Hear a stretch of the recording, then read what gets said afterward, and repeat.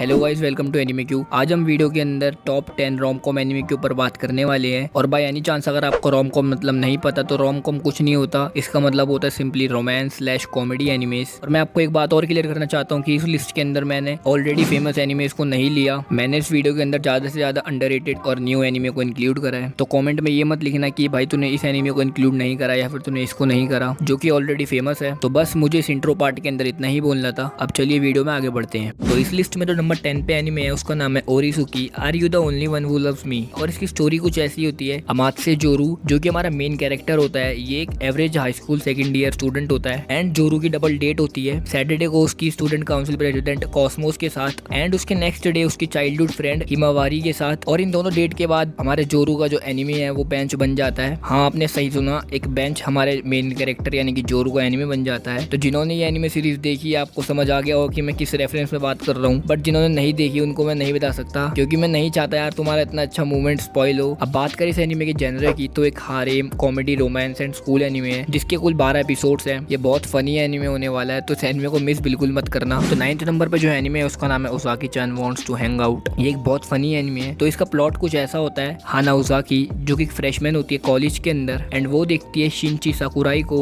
जो कि उसके हाई स्कूल टाइम पर उसका अपर क्लासमैन होता है एंड वो उससे रियूनाइट हो जाती है। उससे रियूनाइट होने के बाद वो पाती है कि साकुराई एक लोनसम स्टूडेंट है जो कि अपना मैक्सिमम टाइम अकेले में बिताता है। उसके बाद उसाकी साकुराई को अलोन नहीं रहने देती, कभी वो उसको मूवी देखने के लिए बोलती है तो कभी वो उसको पार्ट टाइम जॉब करने के लिए बोलती है। और साकुराई को भी वो बहुत ज्यादा इरिटेटिंग और टायरसम लगती है। तो यहाँ से आगे की स्टोरी जानने के लिए आपको इस एनिमे को देखना होगा। ये एक slice of life comedy romance and Aichi anime है। तो इस एनिमे के अंदर आप लोगों को भर भर के बट्स एंड बूट्स दिखाए जाएंगे। तो अगर आप लोगों को इस तरीके का एनिमे पसंद है तो आप इस एनिमे को जरूर से जाके चेकआउट कर सकते हो। तो 8th नंबर पे जो एनिमे है उसका नाम है लवली कॉम्प्लेक्स। ये थोड़ा पॉपुलर एनिमे, तो आप शायद जानते होंगे इस एनिमे को। तो इस एनिमे सीरीज की कहानी कुछ ऐसी होती है, हमारी फीमेल एमसी रीसा जिसकी हाइट नॉर्मल लड़कियों से बहुत ज्यादा होती है एंड दूसरी तरफ हमारा मेल एमसी जिसकी हाइट नॉर्मल लड़कों से काफी कम होती है। अब सीन ऐसा होता है कि इन दोनों के जो क्रश होते हैं इनकी क्लास में वो एक दूसरे को लाइक करते हैं एंड वो एक दूसरे को डेट करते हैं। तो ये देखकर इन दोनों का ही एक तरीके से दिल टूट जाता है और ऊपर से इनके क्लास एंड इनके होम रूम टीचर इन दोनों का मजाक उड़ाते हैं बिकॉज ऑफ देयर हाइट। ये काफी सिंपल एंड कैची प्लॉट है, तो आप समझ गए होंगे कि इसका प्लॉट में क्या है। ये एक comedy romance and Shojo anime है और इस एनिमे के कुल 24 एपिसोड्स हैं। ये एनिमे की एनिमेशन थोड़ी पुरानी है क्योंकि ये एनिमे 2007 में बना है, बट अच्छी है। आपको मतलब कोई दिक्कत आएगी नहीं क्योंकि इसके अंदर आपको ऐसे कोई फाइट सीन्स देखने को मिलेंगे नहीं। तो जिनको शोजो एनिमे पसंद है वो इस एनिमे को जरूर चेकआउट कर सकते हो। आगे इस लिस्ट के अंदर जो एनिमे आता है उसका नाम है Yuna and the haunted hot spring. तो उसका प्लॉट कुछ ऐसा होता है, कोगाराशी जो कि इस सीरीज का एमसी होता है वो फाइनेंशियली काफी पुअर होता है जिस वजह से उसे होमलेस रहना पड़ता है, बट उसके पास साइकिक पावर होती है जिसके कारण वो कोई भी घोस्ट को अपने एक पंच के अंदर एक्सरसाइज कर सकता है एंड वो युरागिन करके एक प्लेस पर जाता है जो कि हॉन्टेड प्लेस मानी जाती है और उस जगह का रेंट भी बहुत कम होता है जिस वजह से वो उस रेंट को अफोर्ड कर सकता है। तो वो वहां जाता है एंड वहां जाकर उसको एक सिल्वर हेयर गर्ल मिलती है जो कि हमारी फीमेल रोमांस प्रोटैगनिस्ट भी होती है, बट वो उसको पंच नहीं करता क्योंकि वो एक लड़की होती है एंड वो एक अच्छी स्पिरिट होती है। इस वजह से उस लड़की को वो एक्सॉर्सिस नहीं करता। अब यहाँ से वो गोस्ट और कोगाराशी दोनों एक ही रूम में रहते हैं एंड यहाँ से इनके बीच में स्टोरी स्टार्ट होती है। ये comedy Aichi romance हारेम shonen and supernatural anime है, तो आप इस एनिमे को भी चेकआउट कर सकते हो।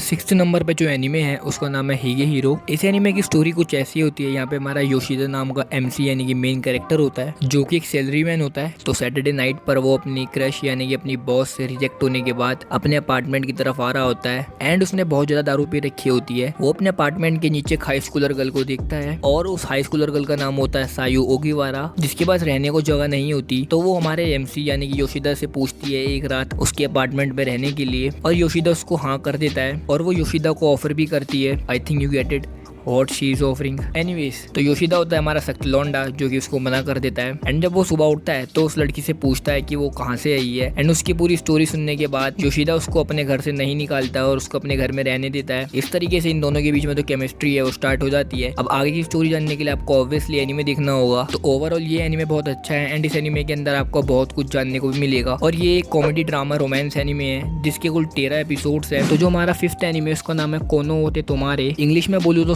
साउंड्स ऑफ लाइफ ये एक म्यूजिकल बेस्ड एनिमे है like your lie in April. And ये एनिमे एक कोतो इंस्ट्रूमेंट बेस्ड है जो कि जापान का नेशनल इंस्ट्रूमेंट है। तो इसकी कहानी कुछ ऐसी होती है ताकीज़ो जो कि न्यू प्रेसिडेंट होता है तो कीजे हाई स्कूल कोतो क्लब का, क्योंकि इसके क्लब के अंदर सारे सीनियर्स ही होते हैं एंड वो सारे एक साथ ग्रेजुएट हो जाते हैं, जिसके कारण वो अकेला उस क्लब के अंदर रह जाता है। एंड सिंस कोतो एक हिस्टोरिकल इंस्ट्रूमेंट होता है जिस वजह से ज्यादा लोगों को कोतो के अंदर इंटरेस्ट नहीं होता, तो उसको न्यू मेंबर्स लाने में भी काफी दिक्कत होती है। एंड उसको मिलता है चीका जो कि इसके क्लब को ज्वाइन करना चाहता है, क्योंकि इसके ग्रैंडफादर ने कोतो क्लब को इसी स्कूल में बनाया था एंड उसके ग्रैंडफादर एक कोतो मेकर भी थे, तो वो इस क्लब को ज्वाइन करना चाहता था। बट ताकीज़ो उस पर श्योर नहीं होता क्योंकि उसके ऊपर एक आरोप लगा होता है कि चीका ने अपने ग्रैंडफादर की कोतो शॉप को तोड़ दिया था, जो कि एक फॉल्स एलिगेशन होता है इसके ऊपर। एंड चीका अपने साथ साथ 3 न्यू मेंबर्स को और लेकर आता है कोतो क्लब के अंदर। अब यहाँ से इनको आगे और न्यू मेंबर्स मिलते हैं और आगे की स्टोरी जानने के लिए आपको एनीमे देखना होगा। एनीमे काफी ज्यादा ब्यूटीफुल एंड काफी ज्यादा म्यूजिकल है। एंड अगर आप ये सोच रहे हो कि म्यूजिकल एनीमे तो बोरिंग एनीमे होगा, तो मैं आपको बता दूं कि आप एकदम गलत सोच रहे हो। ये एनीमे उल्टा बहुत इंटरेस्टिंग है। एपिसोड 1 से ही आप इस एनीमे के अंदर इतने ज्यादा एंगेज हो जाओगे एंड आप इसके और एपिसोड देखना चाहोगे, तो ये बोरिंग तो बिल्कुल भी नहीं है। इस एनीमे के अंदर आपको वेल डेवलप्ड कैरेक्टर मिलेंगे जिनकी अपनी अपनी बैक स्टोरी होती है। इस एनीमे के कुल 2 सीजन है 13 एपिसोड्स के। इसका फर्स्ट सीजन भी बहुत अच्छा है but second season is the main deal of this show. So इस शो को बिल्कुल भी मिस मत करना, इस शो को जरूर ट्राई करना एक बारी। So number 4 on the list is cross game. ये एक comedy, romance, drama, sports, school and shonen anime है। आई थिंक ये एनीमे बहुत कम लोग जानते हैं। ये एनीमे मेरी personal top 3 rom-com anime list में हमेशा रहेगा। एंड अगर आपने इस एनीमे को नहीं देखा तो मैं आपको यही बोलूंगा कि आप बहुत कुछ मिस कर रहे हो। This is too underrated show. अब आप सोचोगे कि मैं इस एनीमे की इतनी तारीफ कर रहा हूँ तो इस एनीमे में ऐसा क्या खास है। तो अगर मैं अपनी कहानी बताऊं तो मेरे साथ भी ऐसी था। जब मैंने इस एनीमे को पहली बार देखा था मैंने सोचा था कि यार एक अननोन एनीमे है, ऊपर से इसके 50 एपिसोड्स हैं, तो ये मेरे लिए टाइम वेस्ट होने वाला है एनीमे। एंड पहले तो मेरा मन भी नहीं था इसको देखने का, बट मैंने इसको देखना स्टार्ट करा। एंड इस एनीमे की स्टोरी इतनी ज्यादा अच्छी होती है, मैंने इस एनीमे को विद इन 4 डेज के अंदर खत्म कर दिया। इस एनीमे की सबसे खास बात यही है कि ये एनीमे आपको एपिसोड 1 से ही हुक करके रखेगा। तो उसकी स्टोरी स्टार्ट होती है काओ एंड आओबा के साथ। ये दोनों काफी क्लोज फ्रेंड्स होते हैं क्योंकि ये दोनों नेबर होते हैं एंड ये दोनों एक ही दिन पैदा हुए होते हैं। तो हमारा मेल प्रोटैगनिस्ट यानी कि काओ एक स्पोर्ट्स शॉप ओनर का बेटा होता है, जिसमें वो बेसिकली बेसबॉल के इक्विपमेंट्स एंड उसके जो एक्सेसरीज होती हैं उन्हें बेचते हैं। बट उसको बेसबॉल में बिल्कुल भी इंटरेस्ट नहीं होता एंड उसने कभी बेसबॉल खेला भी नहीं होता, पर वो ये पाता है कि वो बैटिंग बहुत अच्छी करता है बेसबॉल में। तो अब इसके आगे की स्टोरी जानने के लिए आपको एनीमे देखना ही होगा। एंड अगर आपको लग रहा हो कि भाई ये तो एक बेसिक से सिंपल सा प्लॉट है, तो मैंने आपको इसका एपिसोड 1 सिर्फ 20% बताया है, क्योंकि मैं इसका एपिसोड 1 बिल्कुल भी स्पॉइल नहीं कर सकता। आप इस एनीमे को जरूर ट्राई करना, ये एक मस्ट वॉच एनीमे है।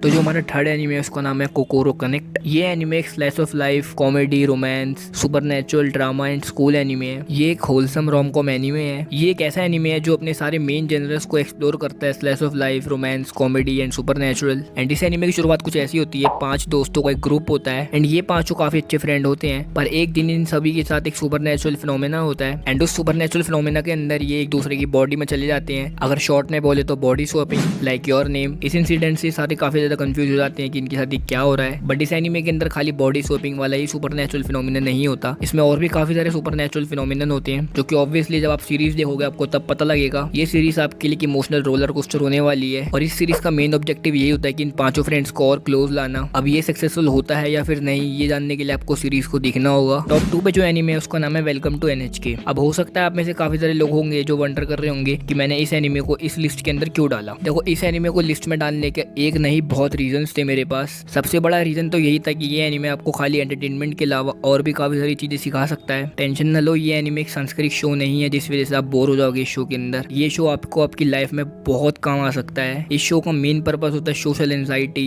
डिप्रेशन, सोशल ऑकवर्डनेस एंड और भी ऐसे साइकोलॉजिकल टॉपिक्स पे बात करता है ये एनीमे। इस एनीमे प्लॉट कुछ ऐसा होता है, एक 22 year old college drop out होता है जिसका नाम होता है तात्सुशिरो सताऊ, जो कि एक हिकोमोरी होता है। For those who wonder what is hikikomori, hikikomori एक जापानीज वर्ड होता है जिसका बेसिकली मतलब यही होता है कि कोई भी टीनेजर या फिर यंग जो आइसोलेटेड रहना पसंद करता है, जो घर से बाहर बिल्कुल नहीं जाना चाहता एंड जब जरूरत होती है वो तभी बाहर निकलता है। तो इस सिचुएशन को हम हिकोमोरी कहते हैं जापानीज में। और सताऊ 4 साल से हिकोमोरी होता है एंड सताऊ कॉन्स्पिरेसीज पे बहुत ज्यादा बिलीव करता है। वो ये सोचता है कि इस दुनिया को एक बहुत बड़ी कॉन्स्पिरेसी कंपनी चलाती है। सताऊ के इस बिलीव की शुरुआत होती है उसके हाई स्कूल टाइम पर, जब वो अपने अपर क्लासमैन काहिवा हितोमी के साथ बहुत ज्यादा टाइम स्पेंड करता था एंड उसी इंसान की वजह से इसको कॉन्स्पिरेसी पे बहुत ज्यादा बिलीव होता है। बट सताऊ इन सब चीजों से बहुत ज्यादा थक जाता है और वो जल्दी से जल्दी एम्प्लॉयमेंट चाहता है, बट ये सब करना सताऊ के लिए बहुत ज्यादा मुश्किल हो जाता है। उसके बाद उसकी जिंदगी में एक लड़की आती है जिसका नाम होता है नखारा मिसाकी, जो कि सताओ को उसकी इस सिचुएशन से बाहर निकालने का क्लेम करती है। आई एम श्योर कि आप इस एनिमे को देखने के बाद अपनी लाइफ का एक मीनिंग समझ जाओगे एंड आपको काफी ज्यादा वैल्यू होने लग जाएगी अपनी जिंदगी की। तो मैं ज्यादा कुछ और बताना नहीं चाहता इस शो के ऊपर, एक मस्ट वॉच शो है, तो शो को देखना मत भूलना। तो जो हमारा नंबर 1 शो है उसका नाम है होरीमिया। इस एनिमे का प्लॉट काफी ज्यादा सिंपल है। तो इस एनिमे सीरीज के अंदर हमारे 2 MC है, मियामोरा एंड होरीसान जो कि एक social good looking and topper लड़की होती है एंड उसी के एकदम अपोजिट होता है मियामोरा, जो कि एक ग्लूमी एंड शाय टाइप का पर्सन होता है और उसका कोई दोस्त भी नहीं होता, जिस वजह से वो अकेला रहता है क्लास के अंदर। तो एक दिन क्या होता है, होरीसान का छोटा भाई उसकी चोट लग जाती है और मियामोरा को मिल जाता है और मियामोरा उसको उसके घर तक छोड़ देता है एंड यहाँ पर उन दोनों का फर्स्ट काउंटर होता है स्कूल के बाहर। होरीसान मियामोरा को देख के एकदम घबरा जाती है एंड शॉक में आ जाती है कि वो मियामोरा है, क्योंकि स्कूल में वो एकदम ग्लूमी एंड शाय दिखाई देता है जैसे ही मैंने आपको बताया, और स्कूल के बाहर वो एकदम कूल बॉय होता है। और आगे अगर आपको देखना है तो आप इस एनिमे को देखो, आपको पता लग जाएगा कि इनकी आगे कहानी में क्या होता है। आई थिंक आपने ये एनिमे देख रखा ही होगा क्योंकि काफी पॉपुलर एनिमे है ये। देखो इस एनिमे का पॉपुलर होने का रीजन यही है कि ये एनिमे काफी ज्यादा रियलिस्टिक है, जिस वजह से जो ऑडियंस है वो कनेक्ट कर पाई इस एनिमे के साथ। इस एनिमे का स्टोरी, म्यूजिक, एनिमेशन सब एकदम अच्छा है। तो अगर आपने अभी तक इस एनिमे को नहीं देखा तो आप जरूर जाके इस एनिमे को चेकआउट कर सकते हो।